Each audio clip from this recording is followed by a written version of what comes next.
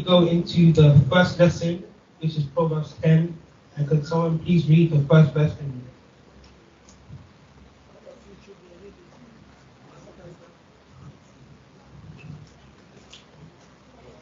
One of the children read the Bible.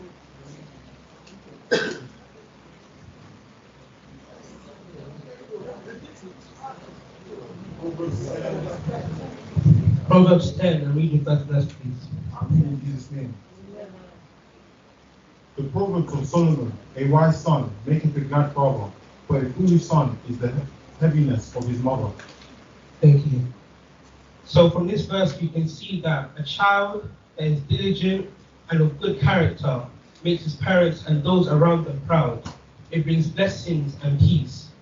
But then a child that is lazy and of bad behavior would bring poverty, grief, and ruin. It will bring shame from their parents and those around them. Having somewhat godly qualities like diligence, dependability, and integrity, as you read, the result from God and respect for others around you.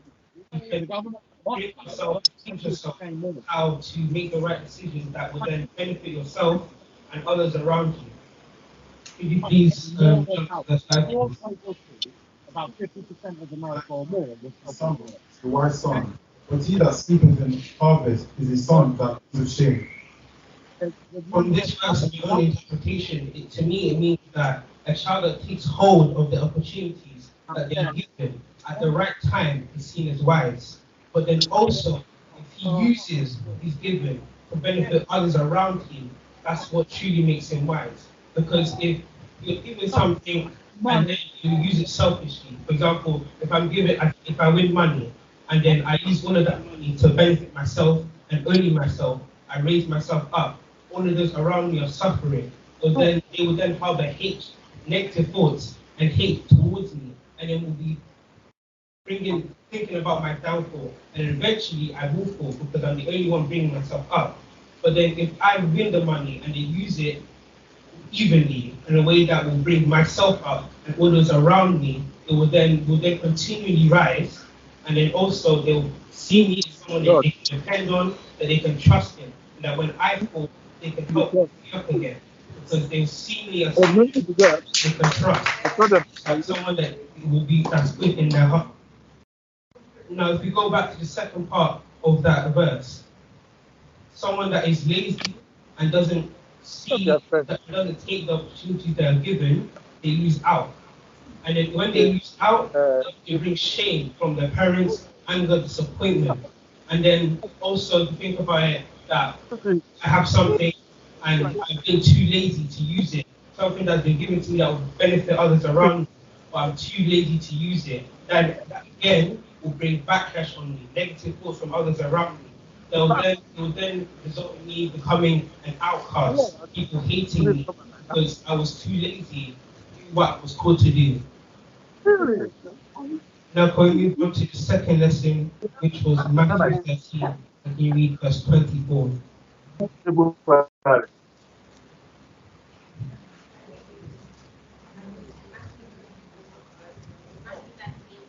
I'll see it later. I'll see it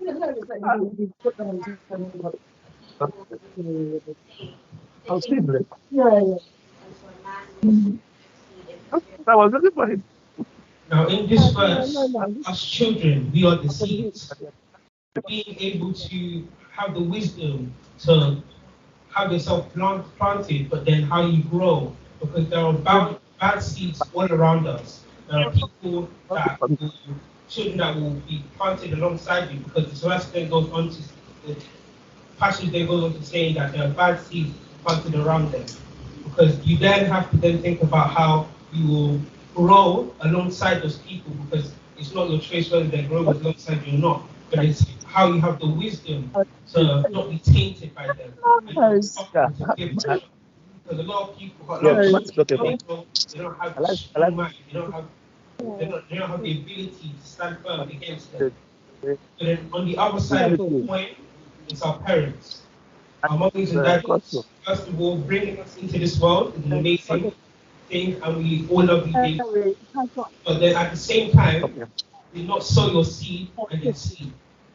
Do not allow us into the world and then close your eyes think that all is safe. Because again, some of us are not mentally stable, we're not mentally strong to be able to face the people in the world. So then there are also some people that are strong, that will be able to stand firm. But then at the same time, there'll be that little gap. If you're not there for them, they'll fall and they'll derail and they won't be able to stand back up. And then they will go from bad to good. Yeah, okay. So it's about how you nurture and water your seed, how you raise us so that we can grow into the best person we can be. You cannot plant your seed into the world and go to sleep without knowing whether they're safe or not knowing where they are. There needs to be some sort of communication and good emotional connection between parent and child. Because the world we live in is a terrible place. It's very dangerous. One wrong step and it can be your downfall. It's seen all over social media, and social media itself can be the cause. So communication really is key, because if we fall, we need our parents to lift us up. And if we don't have our parents to do that, we'll go out into the world and look for the wrong people. That might not be our fault, but it's because we have nobody else to fall onto, and they are there. But then because of that, it might worsen and worsen, and then lead to either harm or suicide, God forbid. So that's where communication between parent and child really is key. Now, in the Bible, it simply states that children obey and respect your parents. That in itself is one of the most wise decisions you can make, because whether you choose not to or to do so, it can make or break your life. Whether you decide to acknowledge your parents as those figures that you look up to and follow, because they are the people who give you advice, who are there to hold you up when you're going around in the world. So if you decide not to, you can fall. And then when you go out into the world again, look for the wrong people, they'll make you fall. Because the people in the world that will strive, their whole purpose is to make those who are shining around you fall. So it's about how you listen to your parents, but also parents, it's about what you say to your children, because there are some children in the world who unfortunately born into the wrong families, the families that aren't ready to raise their children, that then speak wrong words into their hearts, and then they then go around thinking that, oh, if I bully this child, it'll make my life easier.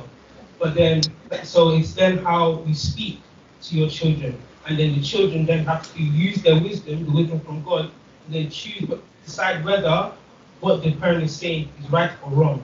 But that one there is a dangerous game, because if you choose not to and you fall, it's your own fault because you didn't listen. But at the same time, if you don't listen and it brings blessings onto your life, it's your cup of tea. So lastly, it's about now reaping your harvest. In Matthew, it says that we are the seed that we have planted. So then it's about reaping your harvest and what you stand to gain from what you put into the world. So our mummies and daddies, it's what kind of seed you sowed. How did you raise us up? How did you allow us to go into the world? What did you speak into our hearts? What behavior did you have around your children? And then to us children and adults, it's what type of seeds you sowed into the hearts of other people. How will or did you treat others, and how will it benefit you? What will they say when you're not around? Will they talk good of you or bad of you? Will they seek your downfall or seek to raise you up? Now, one thing to remember is that God is not blessed when we are hoping what we are actually doing. As children of God, a work ethic reflects our faith. Thank you. Depending on how much you believe in God, it will result in how much you're able to push yourself to do. So work your wisdom to be able to achieve what He has called you onto this earth to do. I said The wisdom you support yourself and those around you.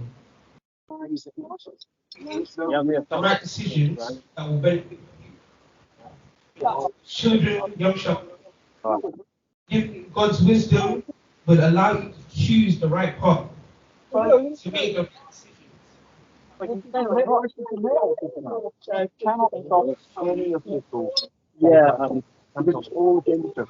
You see what thou shalt grow, living in God's wisdom will allow you to choose the right path, allow you to make the right decisions in things like choosing friends, your lifestyle. Are you going around working but also playing, having that balance in your life? Or are you just going around playing, partying, doing all of that rubbish, which will then eventually lead into your downfall? It's about what life you're living, and having wisdom of God will allow you to choose that properly. And it's also how you treat others, how you grow to do the best you can, and how what you give to other people will then result in how. Well, I mean, that's what in our bedroom is just 2 degrees Celsius. Yeah, but It's always kind of cooler than normal. But yeah, it was 32 degrees in our bedroom. It